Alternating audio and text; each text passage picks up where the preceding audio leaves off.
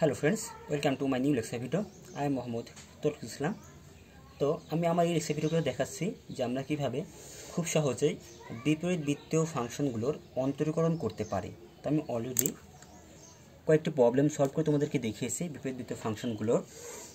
তো এখন আমি চেষ্টা করব পরবর্তী প্রবলেম অর্থাৎ এই প্রবলেমটিকে সলভ করে দেখাতে। cot inverse 1 + x divided by 1 - x। দেখো এটা কিন্তু আমরা সলভ করি, আসলে এটি কিন্তু অনেকগুলো বোর্ডে এসেছে তোমরা দেখলে, এই জন্য আমি এটাকে সলভ করছি। তাছাড়া আসলে আগের প্রবলেমটা এবং এই প্রবলেমটা অনেকটাই সেম। এখানে আমার আছে কি cot inverse 1 + x divided by 1 - x। তো এটাকে আমরা কিন্তু চাইলে tan ইনভার্সে কনভার্ট করে নিতে পারি, কারণ আমরা tan ইনভার্সের সূত্র আমাদের সর্বদা কিন্তু জানা থাকে। cot ইনভার্সের সূত্রও আছে, কিন্তু tan ইনভার্সের সূত্র আমাদের সহজে মাথায় থাকে। তো আমরা কী করবো, এটাকে tan ইনভার্সে পরিণত করে নেব।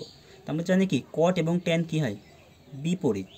তাহলে cot ইনভার্সকে যদি আমরা tan ইনভার্সে পরিণত করি তাহলে কী হয়ে যাবে, এই যে থিটাটা বা এই যে মানটা, এই মানটা কী হয়ে যাবে, উল্টে যাবে না, 1 - x ডিভাইডেড বাই 1 + x হয়ে যাবে। কারণ আমরা জানি tan θ = sin θ বাই cos θ, আর cot θ = cos θ বাই sin θ। অর্থাৎ tan এবং cos এর মধ্যে কিন্তু একটা বিপরীত সম্পর্ক। cotকে tan লিখতে হলে মানটি কী করতে হয়, উল্টে দিতে হয়। তাই আমি উল্টিয়ে দিলাম। এখন দেখো আমাদের কিন্তু একটি সূত্র জানা আছে যে tan inverse a - tan inverse b = tan inverse a - b divided by 1 + ab। তো একইভাবে এখানে দেখো এই সূত্রটিকে আমি যদি কনভার্ট করি, tan ইনভার্স a এর পরিবর্তে 1 দিই আর b এর পরিবর্তে x দিই, তাহলে tan inverse 1 - tan inverse x = tan inverse a - b এর পরিবর্তে হবে 1 - x ডিভাইডেড বাই 1 + ab এর পরিবর্তে হবে 1 + 1 × x। 1 + 1 × x মানে কিন্তু xই হয়। তার মানে tan inverse 1 - x divided by 1 + x, এটা ইকুয়াল টু কিন্তু আমরা tan inverse 1 - tan inverse x লিখতে পারি। তাই দেখো এটাকে আমরা কী করব, এটাকে আমরা লিখবো হচ্ছে tan inverse 1 - tan inverse x। তাহলে এখন দেখো আমরা কিন্তু জানি যে tan 45 ডিগ্রির মান অর্থাৎ tan π/4 = 1। আমি যদি এটাকে π/4 রাখি আর ট্যানকে যদি পার করে দিই তাহলে খেয়ে যায় 1/tan হয়ে যায়। তো 1/tan মানে কি লিখতে পারি, tan ইনভার্স 1 লিখতে পারি। তার মানে দেখো tan ইনভার্স 1 মানে হচ্ছে π/4, যেহেতু tan π/4 অর্থাৎ 45 ডিগ্রির মান 1, অর্থাৎ tan ইনভার্স 1 এর মান হচ্ছে 45 ডিগ্রি। তাহলে এখানে আমরা কত লিখতে পারি, 45 ডিগ্রি বা π/4 লিখতে পারি। মাইনাস এখানে আমার ছিল কত, tan ইনভার্স x। আমরা just cot inverse 1 + x divided 1 - x এই যে ফাংশনটি, এই ফাংশনটি একটু সিমুলেশন করে নিলাম, একটু সংক্ষেপণ করে নিলাম, একটু সহজ করে নিলাম যেন আমরা এটাকে সহজে অন্তরীকরণ করতে পারি। তাহলে দেখো এখন যদি এটাকে আমরা অন্তরীকরণ করি তাহলে কি পাবো, অন্তরীকরণ করে মানে এখানে সমীকরণ দিতে পারো যে এখানে এক নয় সমীকরণকে অন্তরীকরণ করে, অন্তরীকরণ করে তাহলে কি পাবো আমরা, d/dx π/4 - tan ইনভার্স x। এখন দেখো আমরা জানি যে দুইটা পদ যদি যোগ বা বিয়োগ আকারে থাকে তাহলে কি করতে হয়, প্রত্যেকটা পদকে আলাদা আলাদা করে ডিফারেন্সিয়েশন করতে হয়। তাহলে d/dx π/4কে একবার ডিফারেন্সিয়েশন করব, মাইনাস d/dx tan ইনভার্স x-কে একবার ডিফারেন্সিয়েশন করব। তাহলে দেখো আমরা জানি যে কোনো কনস্ট্যান্ট সংখ্যাকে ডিফারেন্সিয়েশন করলে পাই 0, তাহলে 0 পাইলাম, minus d/dx tan inverse x। আমরা জানি tan ইনভার্স x এর ডিফারেন্সিয়েশন করলে হয় 1 ডিভাইডেড বাই 1 + x², তাহলে 1 ডিভাইডেড বাই 1 + x²। এখানে যেহেতু x আছে তাই এখানে আমার পুনরায় আর কিন্তু ডিফারেন্সিয়েশন করতে হচ্ছে না। তাহলে এটা ইকুয়ালটা আমরা পাচ্ছি কত, মাইনাস 1 ডিভাইডেড বাই 1 + x²। তাহলে আশা করি তোমরা বুঝতে পেরেছো।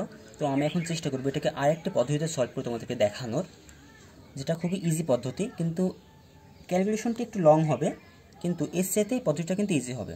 কারণ দেখো আমরা কিন্তু d/dx cot ইনভার্স x এর অন্তরীকরণের সূত্র জানি, কি জানি হচ্ছে -1 ডিভাইডেড বাই 1 + x²।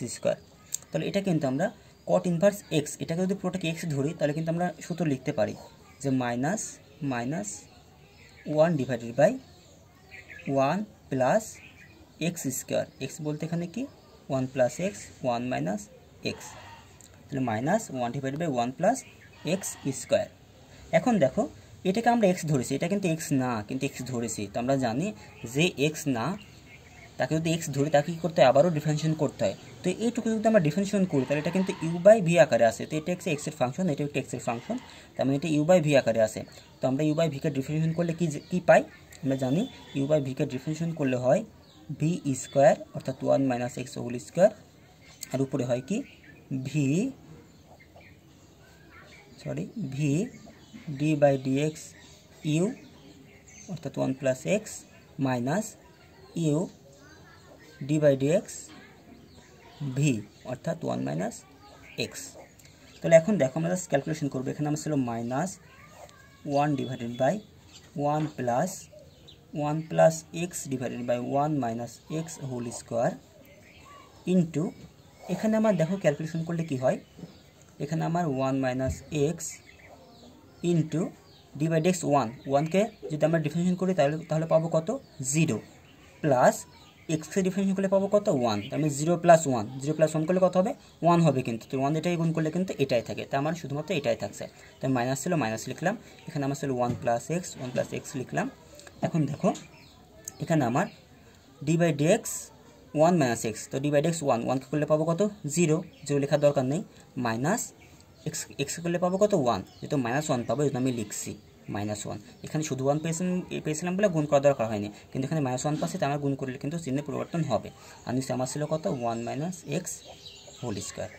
ওকে, এখন দেখো আমি যদি আরেকটু ক্যালকুলেশন করি, তাহলে এখানে আমি পাচ্ছি 1 ডিভাইডেড বাই, যেহেতু এখানে ভগ্নাংশ আছে আমি কী করতে পারি, উপরে আছে 1 প্লাস এক্স স্কোয়ার, নিচে আছে 1 মাইনাস এক্স স্কোয়ার, যেহেতু পুরোটার উপর হোল স্কোয়ার আছে, তার মানে আমি এভাবে লিখতে পারি যে 1 প্লাস এক্স স্কোয়ার, আর নিচেও লিখতে পারি 1 minus x square, whole square কেটে দিলাম।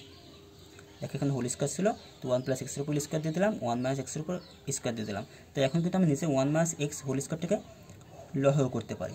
1 মাইনাস এক্সকে হোল স্কোয়ার থেকে লসাগু যদি করি, তাহলে নিচে কিছু নেই, মানে 1 আছে, 1 এটাকে ভাগ করলে এটাই পাবো, এটা দেবো 1কে গুণ করলে আবার কিন্তু এটাই পাবো, যে 1 মাইনাস এক্স হোল স্কোয়ার, আর এখানে আমার থাকছে plus 1 plus x whole square. এখন দেখো ইন্টু, এখানে আমার কি থাকছে দেখো, এখানে আমার আছে 1 মাইনাস এক্স, আর মাইনাস মাইনাস হচ্ছে প্লাস, তাহলে প্লাস এটাকে গুণ করলে এটাই পাবো, তাহলে প্লাস 1 প্লাস এক্স, আর নিচে আমার আছে 1 মাইনাস এক্স হোল স্কোয়ার।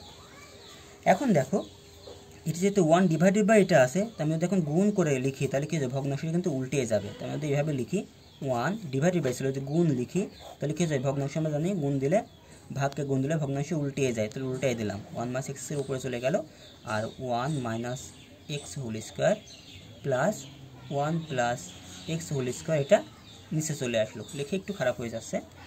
ওকে, ইন্টু এখানে আমার কি থাকছে দেখো মাইনাস এক্স আর 1 plus minus x plus x কেটে গেল, 1 প্লাস 1 2 হলো, আর এখানে আমার থাকছে কি 1 মাইনাস এক্স হোল স্কোয়ার। এখন দেখো আমরা কিন্তু চাইলেই এই যে 1 মাইনাস এক্স হোল স্কোয়ার এবং 1 মাইনাস এক্স হোল স্কোয়ার কেটে দিতে পারি, তাহলে উপরে আমার থাকছে জাস্ট 2 ইন্টু 1, তাহলে 2 থাকছে, আর এখানে তো মাইনাস আসেই, তাহলে উপরে আমার থাকছে জাস্ট 2, আর নিচে দেখো A minus whole square plus A plus whole square সূত্র হয়, যদি সূত্র করি তাহলে কী পাই দেখো, A square minus 2ab plus B whole square plus, similarly এখানে যদি সূত্র করি তাহলে কী হবে, A square plus 2ab plus B whole square. এখন দেখো এই 2x আমরা বাদ দিতে পারছি, তাহলে মাইনাস উপরে আমার থাকছে 2, আর নিচে 1 যোগ করলে হবে 2 প্লাস এক্স স্কোয়ার এবং এক্স যোগ করলে পাবো কত 2x স্কোয়ার।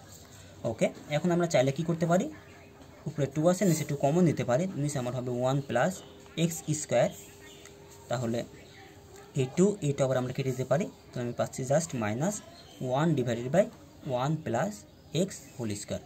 তো দেখো আমরা কিন্তু ইজিলি সেম অ্যান্সার পেলাম, আগে যে অ্যান্সার পেয়েছিলাম এখনও কিন্তু সেম অ্যান্সারই পেয়েছি, এবং আশা করি তোমরা বুঝতে পেরেছো অঙ্কটি, যে আসলে অনেক ইজিলি এইভাবে আমরা সলভ করতে পারি। তো আশা করি তোমরা অঙ্কটি বুঝতে পেরেছো। এতক্ষণ আমার সঙ্গে থাকার জন্য ধন্যবাদ। আল্লাহ হাফেজ।